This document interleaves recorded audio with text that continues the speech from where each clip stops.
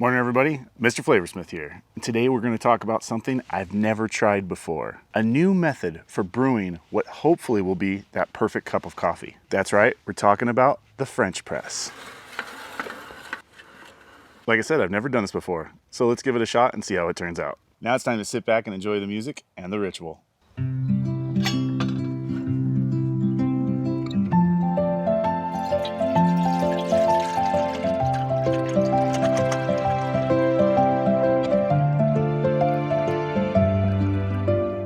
Morning slips through the pines and settles on a porch. The cabin holds its silence like a secret in a jar. I measure out the dark, the chocolate and the cherry grind, the coarse and steady, let the moment set the bar. Spring water hums on the camping stove, just shy of boiling. Waiting at 2:05, a little patience in the air. Steam curls from the kettle like a prayer above the table, and I pour it slow and watch the bloom begin to flare.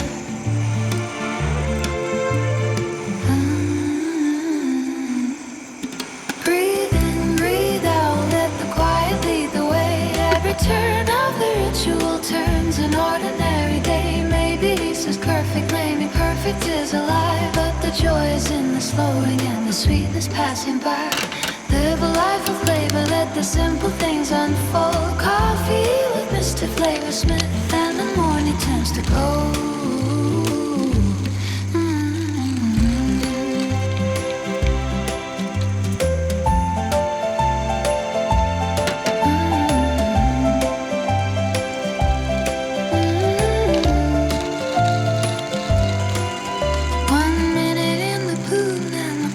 Stars descending, darkness to the bottom, light enough to pour and share. A splash of cane sugar, sweet cream softens every edge now, and the bitter notes go dancing, fully open, fully bare.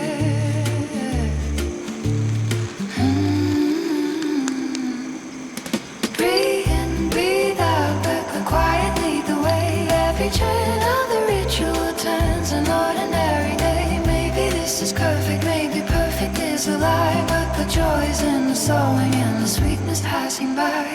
Live a life of flavor, let the simple things unfold. Coffee with MrFlavorsmith, and the morning turns to gold.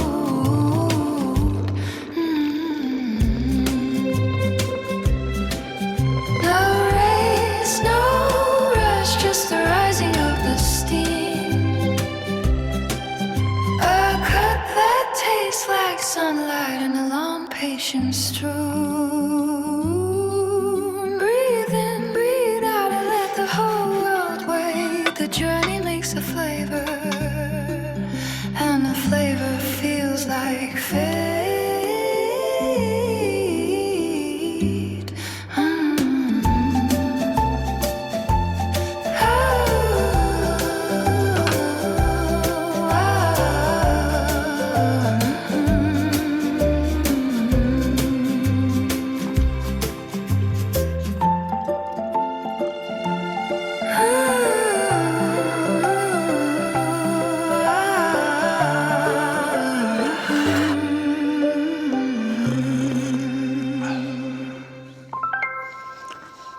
Not bad.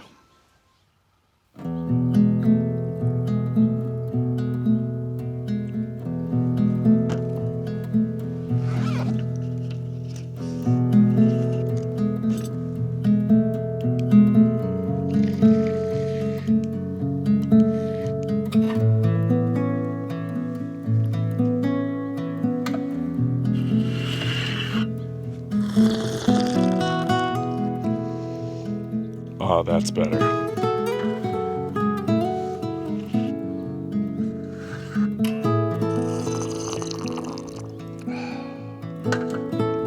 That's really good coffee. Way to go, French press.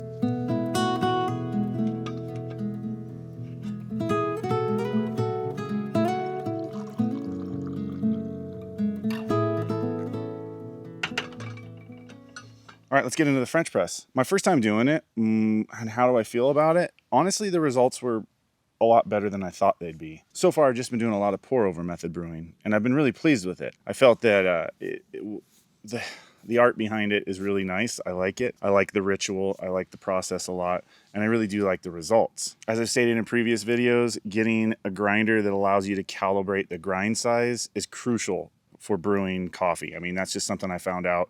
And I think that's the first step you should probably take besides getting a good coffee bean. Coffee bean's the first step, and getting something where you can control the grind based off of what brew method you're going to be using is critical. And this is only like, I think I spent $27 on this grinder, but I'm able to go through and adjust the grind size to go from like an espresso fine grind to a really coarse French press grind. And when I'm doing my pour over method, it's like a medium coarse grind is what I found works the best for me. The temperature range that I usually do when I do a pour over method now has kind of backed off a little bit, and I'm usually doing about 185 degrees Fahrenheit, but that's a smaller grind size, so I'm able to extract all of the flavors, all of the oils from the coffee bean a little bit faster because of that grind size. But when you go to a French press, you have to increase your grind size to a coarse grind, and the reason for that is there is no paper filter on here. So all the fines and everything like that will end up actually filtering through the screen filter that they have here. It's a metallic screen filter when you go through and you press down, and then that's going to come out in your coffee. So this is the way it works. You put your coffee grinds inside there, and then you pour your water in there. And I would imagine you probably want it to sit about a minute, something like that, before you go through and you press. And as you press down, what ends up happening is that little filter that's in there basically does an exchange of the brewed coffee that's down in the bottom, and it kind of pushes it all through that mesh, and it comes up to the top here. So what you're left with is at the end of the whole process, all of your coffee grinds are at the very bottom, pressed down below that filter that's down there, and everything up top is your brewed coffee. Here's something kind of different too, thinking about this, like, is this the most accurate way to get consistent flavor? I would say no by any means, because that water is still sitting with those coffee grinds. So as you go through and you go from cup to cup to cup, the flavor is going to change from cup to cup to cup because that's still sitting in there. That's my belief anyway.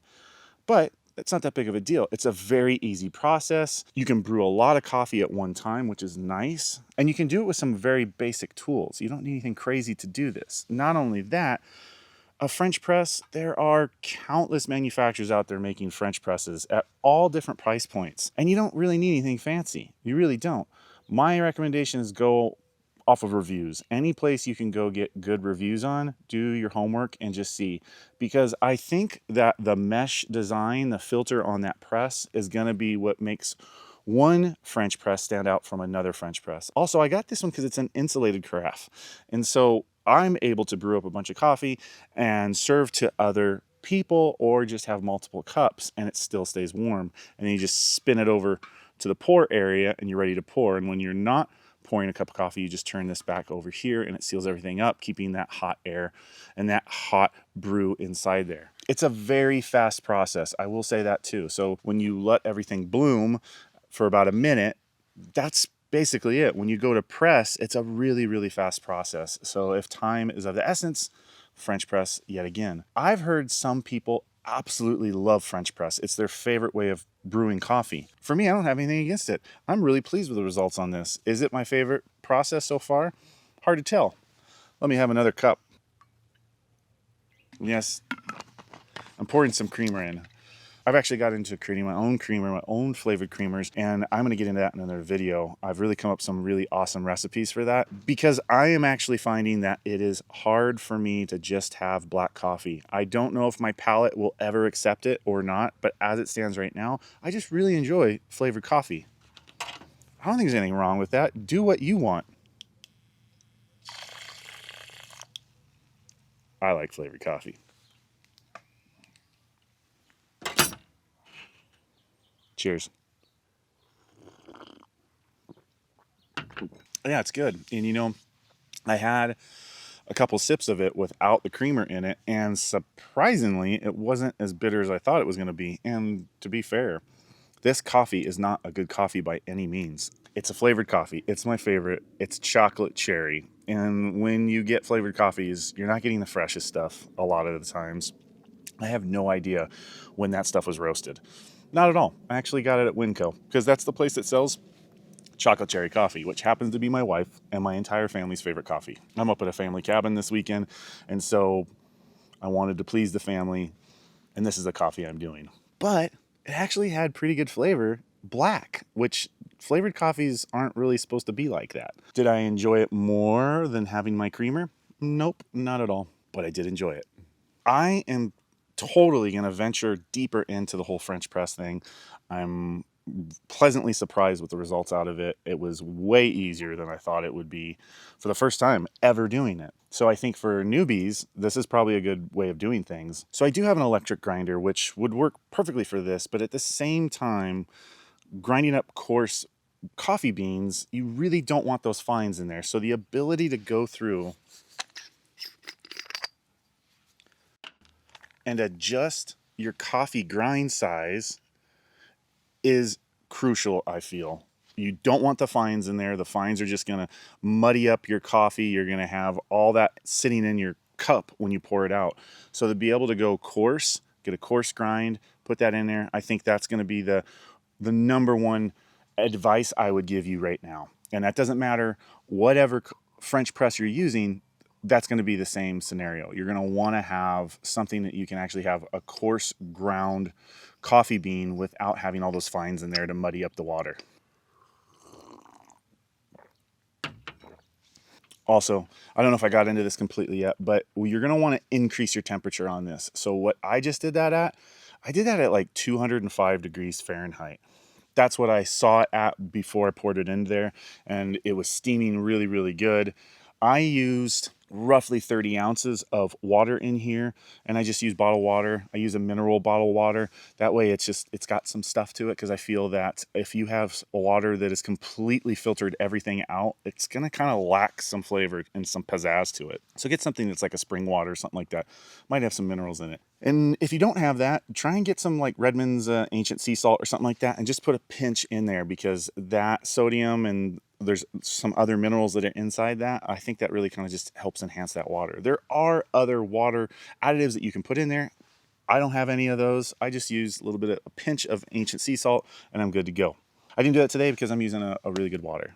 And bringing it up to 205 degrees Fahrenheit, you need that for that coarse grind. You need to be able to have that hotter temperature, because this is happening really, really quick. And the hotter the temperature, the quicker the flavors and the oils are going to be extracted out of those coffee grinds. And with it being large, you're going to need that increased temperature just because of that. Yeah, you can use like 185 degrees Fahrenheit on coarse grinds, but you're not going to extract out as much of that flavor that you're after. You're going to have a very, very, I would call it watered down coffee at that point. And, you know, like I said, you can get any one of these that you want. This one's from a company called MrFlavorsmith. And I think this cost me like $35 on Amazon. And I just heat it up on my little camping propane stove, on my little kettle, with my refillable propane fuel keg that's on here by Mr. Heater. Add in my creamer and hit it with my little twizzle stick. Also, to be consistent, you're gonna want to get yourself a scale. Like, there's no doubt about it. You're gonna want to start weighing out your coffee beans. That way you get your water to coffee ratio spot on. The name of the game is being able to duplicate the process over and over again, especially when you find something that you really like. That is the recipe. When you master that recipe, the only way you're able to do that is by measuring out how much water is going into your brew system, and then how much coffee beans you're going to be using. And it's real easy. The amount of coffee beans you're using weighs out to the amount of coffee grinds you're going to be using. So for recipes, it doesn't matter. It's all the same thing. Coffee beans weighing 20 grams are coffee grinds weighing 20 grams. So when you see recipes, know that that's what that is. And for that, I just recently acquired this product right here, and it's a really cool little scale. It comes with a few different attachments. So if you're into espresso, it actually has a dosing cup for espresso that will hook up to a machine. Pretty cool. But it also comes with this little cup right here. And this is what I do. I use to weigh everything out. I have a little 1 tablespoon titanium spoon that's here, and it actually shows you 1 teaspoon and 1 tablespoon. There's some marks that are right there. I don't really care about that. That doesn't matter to me, but this scoop is really awesome. Just look at the design and the shape of that. And the reason why I like this is I'm able to go in and just grab a couple of beans with the tip of this inside my canister. And so when it comes to just dialing it in and I'm going for 20 grams or 40 grams or whatever it is, 25 grams, I'm able to really kind of fine tune it and then just put the appropriate amount of coffee beans in here. Also, it has like a poured timer setting that's on here as well. And it also has a magnetic plate that goes on here to increase the surface area of this right here. So if you're using a carafe that you're going to be pouring and doing like a pour over method or something like that with a pour over funnel system, you can do that. And as soon as you start applying the weight of the water, it starts the timer going and everything. That's pretty cool. And I know a lot of them do that, but this one was really neat because everything on here was, the majority of everything was metal. Now this is plastic that's right here. You know, there is metal on this without a doubt, but it is really sturdy and all the other components are just really high quality and using, I would say, premium materials without a doubt, and they're just made really, really well. And this is from a company called Labored. It's a whole system. There's like 4 different parts that go with it. Yeah, it's a little bit on the higher end, but I really like the quality. And when you're brewing coffee every single morning, why not? And with that being said, when it comes to all of the products I use on my Mr. Flavorsmith channel, and especially my Coffee with Mr. Flavorsmith channel, you can find them on my Mr. Flavorsmith Amazon storefront at www.com/shop/Mr. Flavorsmith and look under the category Coffee with Mr. Flavorsmith. I have everything there that I use. And when you purchase something from that link, I do earn a very small commission off of it at no additional cost to you, but it really does help the channel out tremendously. I appreciate it, and it would make my wife really happy too. All right, I figured it would be worth noting something that I just came across that I didn't mention. And it happened when I went to clean this French press out. Here is the issue with the French press. It is a pain in the butt to clean out. Super easy to brew with, super easy to get set up with, and it really does produce like a really full-bodied and full flavor cup of coffee. No doubt about it, but pain in the butt to clean out. Let me show you. This is what I'm talking about, okay? We lift this piece all the way up, okay? And then now you're left with this filter right here, okay? It's this mesh screen filter. And the top of it didn't have a whole lot of coffee grinds on it, but the bottom did a lot. And right where the screen meets this plate right here, that bottom plate, right where the screen meets the bottom plate, a lot of coffee grinds got stuck in there. And then not just that,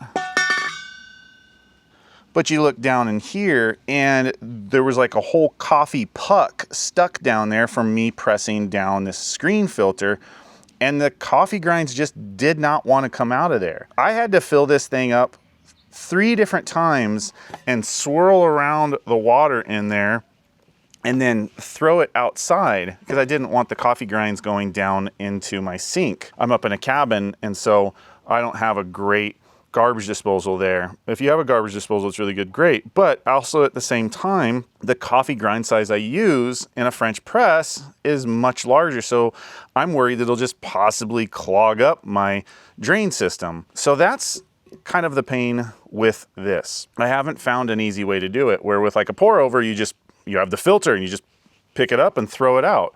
Or even pour over that doesn't have a filter with a screen. Real easy to pick it up and just dispose all of it inside the trash and then go ahead and rinse it out real quick. But this, with this screen, this was a very, very messy process. That is the downside to the French press. And that's all I've been able to find because I really did like the way it turned out. Hey, if you guys got any value, entertainment, or inspiration out of today's episode, please do me a huge favor. Like the video, comment. Are you into French press, or what is your favorite brewing method? And if you are into French press, what temperature are you brewing your water at? And what coffee beans are you using? What's your favorite go-to? And please don't forget to subscribe to the channel. It just really helps me produce more valuable, flavorful content like this for you in the future. Hope you enjoyed Coffee with Mr. Flavorsmith. See you on the next one.